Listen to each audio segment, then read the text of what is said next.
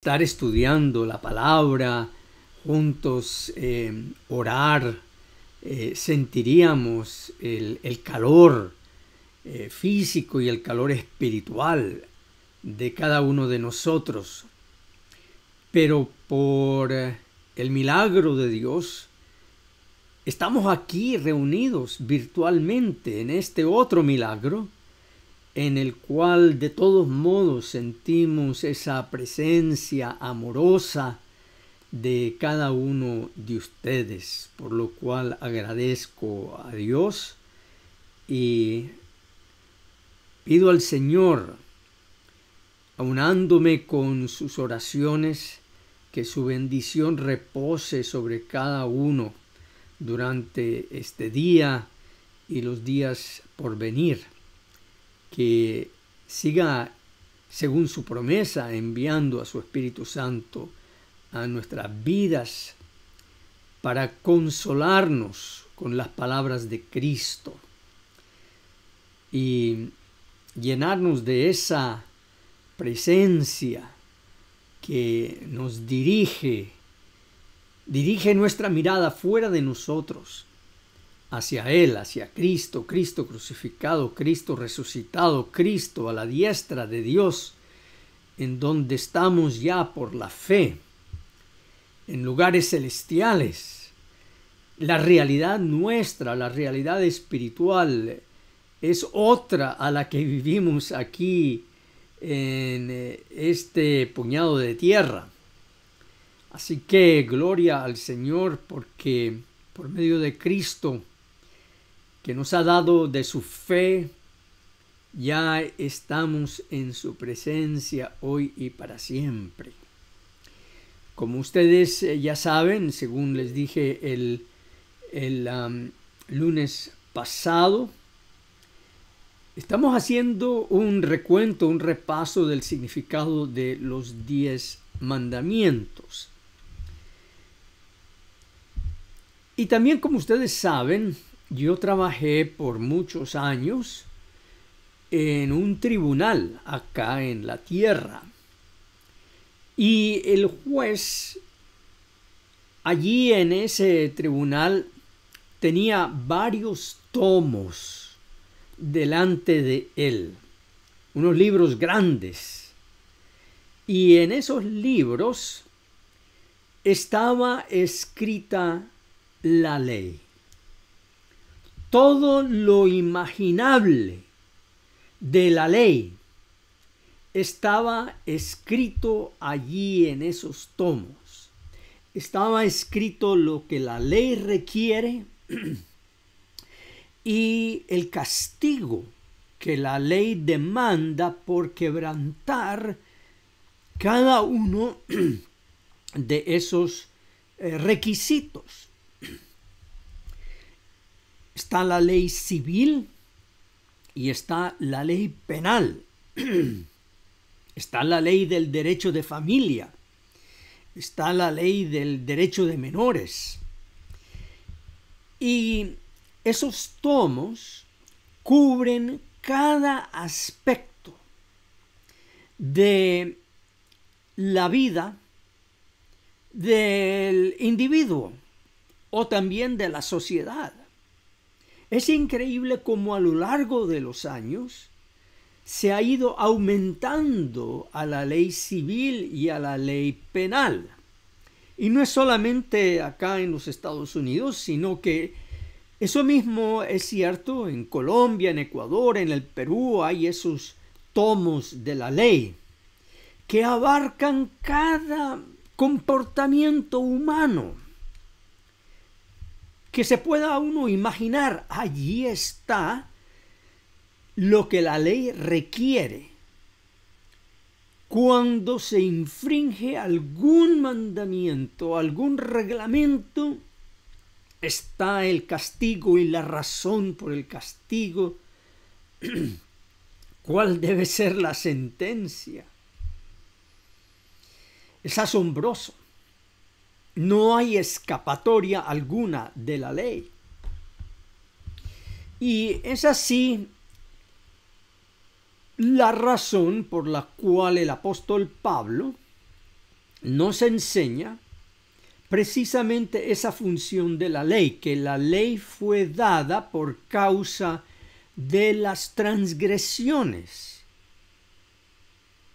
para abarcar y cubrir cada transgresión que se pueda hacer contra la voluntad de Dios. Así que cuando hablamos de los 10 mandamientos, estamos hablando de la voluntad de Dios y lo que Dios requiere de cada comportamiento humano a cada instante. Y tal vez algunos estén diciendo, bueno, pero pastor, usted estaba hablando de los 10 mandamientos y hasta el momento no hemos leído ni uno de ellos. Así que vamos directamente a esos mandamientos aquí en Éxodo 20 y también se encuentran en Deuteronomio 5. Pero el lugar donde más frecuentemente lo encontramos es en Éxodo 20, donde encontramos esos mandamientos. Así que vamos a ir allí a la Escritura y ver dónde encontramos estos 10 mandamientos. Allí está. El libro de Éxodo. Éxodo significa salida o la partida. Y en el capítulo 20 encontramos primeramente la introducción a los mandamientos y luego cada uno de estos mandamientos detalladamente. También debo decir que la manera como yo los voy a leer acá es la manera como aparecen en el hebreo original, según se encuentra en los antiguos documentos. Consta que ha habido buenas intenciones al resumir los 10 mandamientos y por lo tanto algunos han aprendido esos 10 mandamientos de una manera y otros de otra forma. Ahora, mi hijo, que está estudiando acá en un colegio cristiano, le dieron la tarea de aprenderse los 10 mandamientos. Y cuando él me mostró los 10 mandamientos, nuevamente los encontré resumidos de otra manera. Pero no hay razón por resumirlos.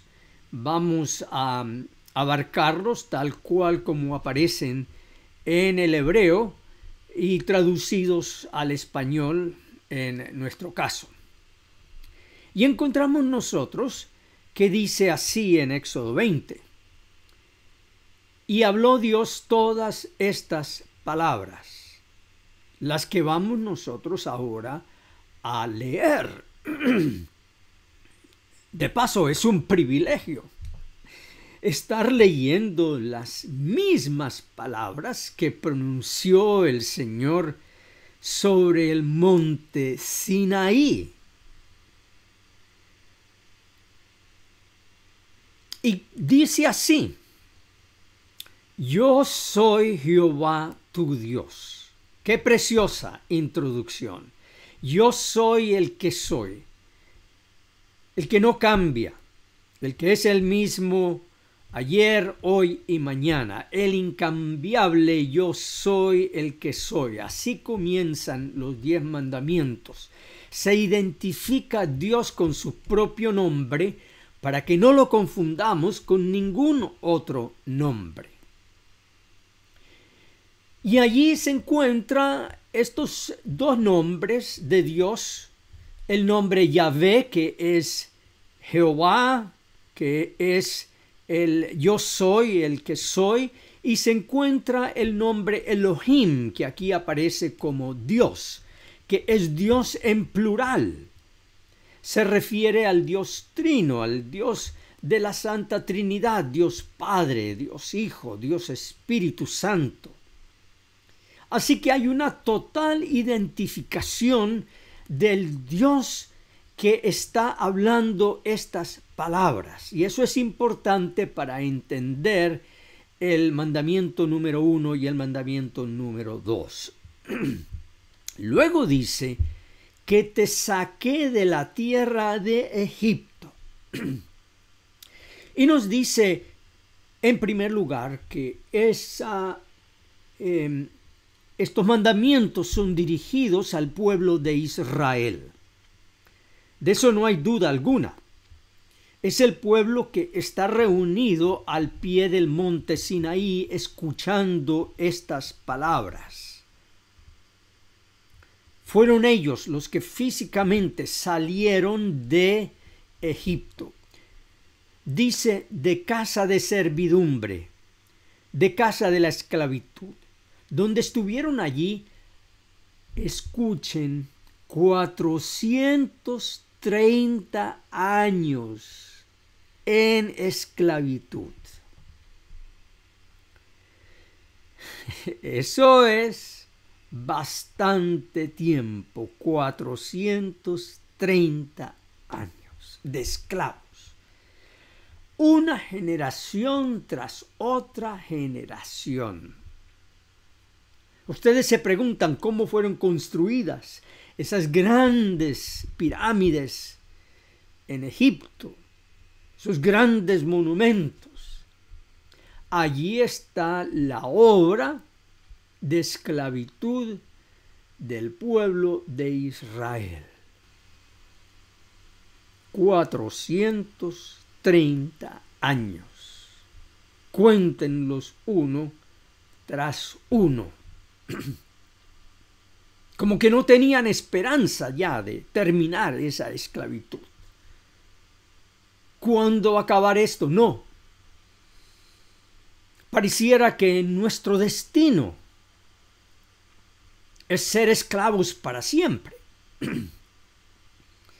Pero Dios los sacó de la tierra de Egipto y usó la mano fuerte de las 10 plagas, pero ninguna de ellas sirvió, sino fue la 10ª plaga. La plaga donde Jehová tuvo que herir al primogénito en cada casa de la tierra de Egipto, comenzando con la casa del faraón. Y si ustedes leen la historia donde sucedió esto, es una historia conmovedora. Y cómo Dios salvó al pueblo de Israel, dándoles la instrucción que tomaran la sangre de un cordero inmolado, un cordero sacrificado, y untaran los postes, los dinteles de la puerta de cada hogar en Israel con esa sangre, de tal modo que cuando pasara el ángel del Señor y viera la sangre, pasara por alto. Ese es el significado de la palabra Pascua, pasar por alto. El ángel de Jehová pasara por alto ese hogar. Y el mandato también fue dado a los egipcios. Los egipcios desobedecieron. Y el pueblo de Israel, habiendo visto todas las 9 señales, las 9 plagas que Dios había hecho en su favor,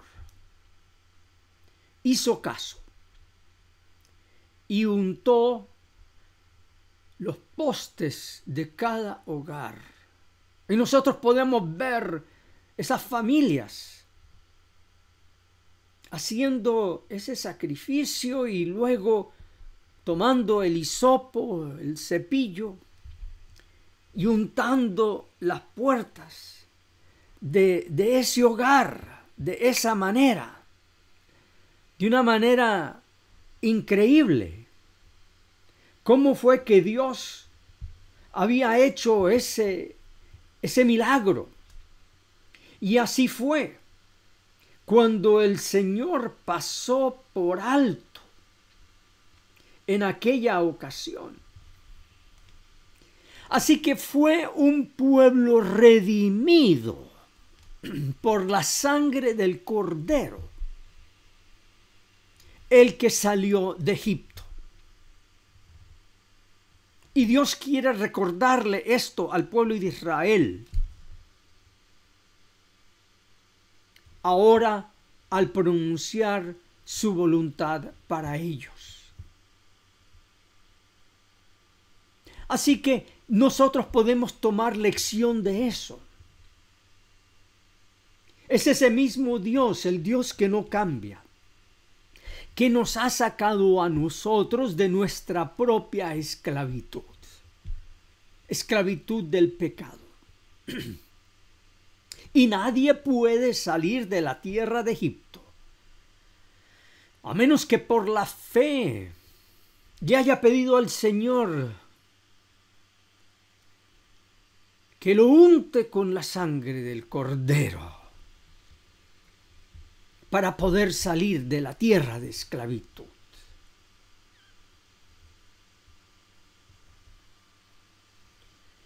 Y nos dice que la primera palabra, el primer mandato que el Señor da aquí a la casa de Israel es esa: no tendrás dioses ajenos delante de mí. Impresionante. No tendrás dioses ajenos delante de mí. Pues, obvio. ¿Quién sabe cuántas veces en esos 430 años Israel había clamado a los diferentes dioses de Egipto o algún otro dios que los salvara de la esclavitud, que les diera libertad? Hasta seguramente ellos habían pensado en alguna rebelión, tomándose en cuenta a ellos como sus mismos dioses. Pero no. Fue Yahvé Elohim, el yo soy, el Dios Trino, que los salvó de la esclavitud. No tendrás dioses ajenos delante de mí. Ahora, los artistas a lo largo de la historia, desde los más encumbrados, desde los más talentosos, han tratado de pintar esta escena del primer mandamiento y del segundo mandamiento, que es muy parecido. Por eso algunos han resumido el primer y el segundo mandamiento en uno solo, porque el versículo 4 parece una extensión del versículo 3, pero en sí es un mandamiento por aparte. Y el segundo mandamiento dice: no te harás imagen ni ninguna semejanza de lo que esté arriba en el cielo, ni abajo en la tierra, ni en las aguas debajo de la tierra. No pudiera estar más claro. Al Dios Yahvé, al Dios Trino, se le adora es solamente por la fe. No hay imagen alguna que pueda representar la gloria de este Dios. Al reducir a este Dios a una imagen, le estamos restando su poder, le estamos robando su gloria. Por eso el Señor Dios se identifica como un solo Dios. Todos los demás dioses pueden ser representados por alguna imagen,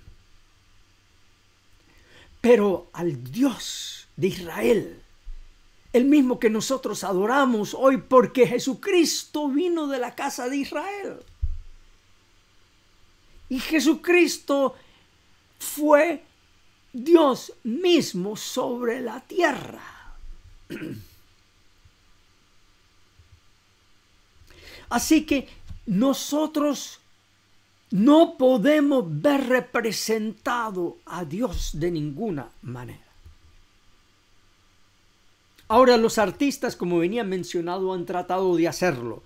Y cuando dibujan una representación del versículo 3 y del versículo 4, muestran al monte Sinaí.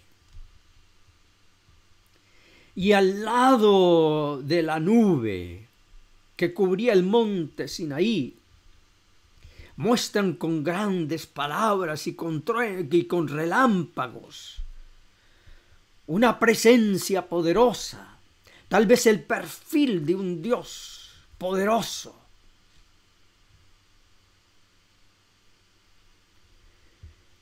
Y abajo ponen: no tendrás dioses ajenos delante de mí. Bueno, quisiera mencionar que a la luz de la cruz de Cristo tenemos que ver en el ojo de la fe algo muy diferente a lo que nosotros vemos en estas representaciones. Ustedes recuerdan que la semana pasada yo les hablé de Lucas 24, donde allí Jesús dice que todo lo que hay en la ley, en los salmos y en los profetas, es una figura de Él, señala a Él, a lo que Él hizo. Porque no hay ningún otro Dios que ha hecho por nosotros lo que Él hizo en la cruz. Y ese cordero inmolado para que Israel saliera de Egipto era una figura, una representación de aquel cordero que nos salvaría a nosotros de nuestros pecados. Así que cuando nosotros escuchamos no tendrás dioses ajenos delante de mí, tenemos que ver en el ojo de nuestra imaginación a Cristo crucificado por nosotros. Ese es el Dios que adoramos, aquel que derramó su vida y nos amó. Porque de tal manera amó Dios al mundo que ha dado a su Hijo único, para que todo aquel que en Él cree no se pierda en la tierra de esclavitud, en la tierra de su propio Egipto, sino que tenga vida en Él y vida eterna. Así que tenemos que cambiar la representación de Dios en nuestra imaginación. Es ese Dios crucificado. Y cuando hablo del Dios crucificado, también me refiero al Dios resucitado, al Dios que hoy está a la diestra del Padre.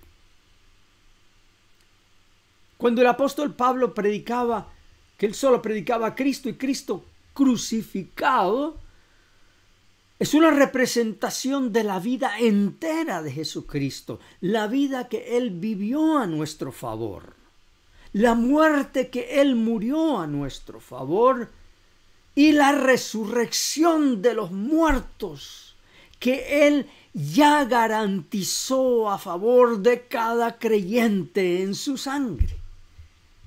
Así que es un Dios celoso. Por eso Él dice, no hay nada sobre la tierra que pueda representar lo que yo hice por ustedes. No te harás imagen. Es muy claro. Por virtuosa que sea la persona o la representación que haya en esa imagen, o por virtuoso que sea lo que se le pueda atribuir a esa imagen, de todos sus poderes, de toda su santidad, de ninguna manera puede acercarse a la virtud de aquel que derramó su vida por nosotros. Por eso nos dice acá en el segundo mandamiento, no te inclinarás a ellas ni las honrarás. ¿Cómo se honra a una imagen? Bueno, nosotros lo vemos en lo que es la idolatría en todo el mundo. Se le ofrecen ofrendas de incienso, de comida, de joyas o de grandes actos personales, bañándose en ríos o latigándose o sacrificándose de alguna manera. El mandamiento es claro, no te inclinarás a ellas ni las honrarás, porque yo soy Jehová tu Dios. Nuevamente repite la identidad de Dios, yo soy Jehová tu Dios, fuerte, celoso. Si Él dio a su Hijo único para llevarnos en su ser en la cruz y allí sufrir la condena que nosotros merecemos, ¿cómo no va a ser celoso al haber dado lo mejor del cielo por nosotros? Así que es un Dios celoso, que visito la maldad de los padres sobre los hijos hasta la tercera y cuarta generación de los que me aborrecen. ¿Cuál es esa maldad? Nosotros somos demasiado prestos, demasiado rápidos para ponerle nombre a esa maldad. El homicidio, el robo, el hurto, las aberraciones sexuales. A eso le ponemos nosotros el nombre de maldad. Y está bien que lo hagamos porque lo es. Pero aquí la maldad principal es esa maldad de tener dioses ajenos delante de Él y de hacer imagen y de inclinarnos y honrarlos. Esa es la primera maldad. Porque es un Dios fuerte, celoso. No hay Dios fuerte como nuestro Dios. Está el enemigo que pretende disimular con sus propios actos fuertes lo que Dios hace. Así como lo hizo frente a Faraón, disimulando los milagros que hacía Aarón y Moisés frente a Faraón. Pero no olvidemos que fue la serpiente de la vara de Aarón que devoró a todas las otras serpientes convertidas de varas en serpientes. De los disimulos de los milagros que hicieron los falsos magos y los falsos profetas. Ellos también hacen milagros, pero aquí nos dice que hay un solo Dios fuerte. Y es el mismo que entra a la casa de la esclavitud, es el mismo que entra a la casa de la servidumbre con mano fuerte con la mano fuerte de su evangelio, con la mano fuerte de su gracia, con la mano fuerte de la sangre de Jesús, que entra a la casa a veces cerrada y de piedra de nuestros propios corazones y la derrumba con la palabra de la gracia, con la palabra del amor, diciendo: mío eres tú. No te voy a dejar escapar hasta que te alcance.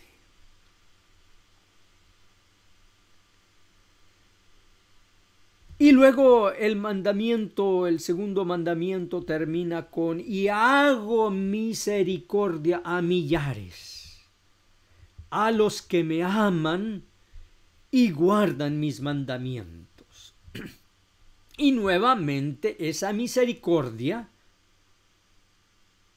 es en primer lugar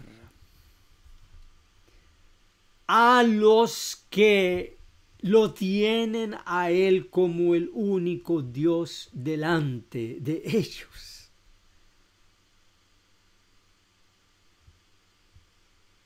A los que aman a ese Cristo que murió por ellos. Esa es la misericordia que Dios muestra a cada pecador.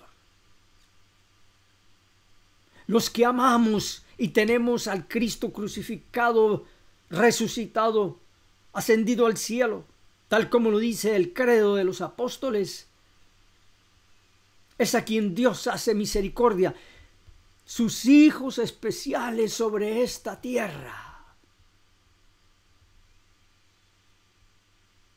Los que solamente se inclinan en oración, en fe ante Él y lo honran solo a Él.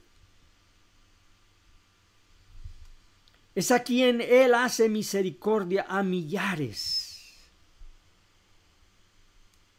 A los que me aman y guardan mis mandamientos.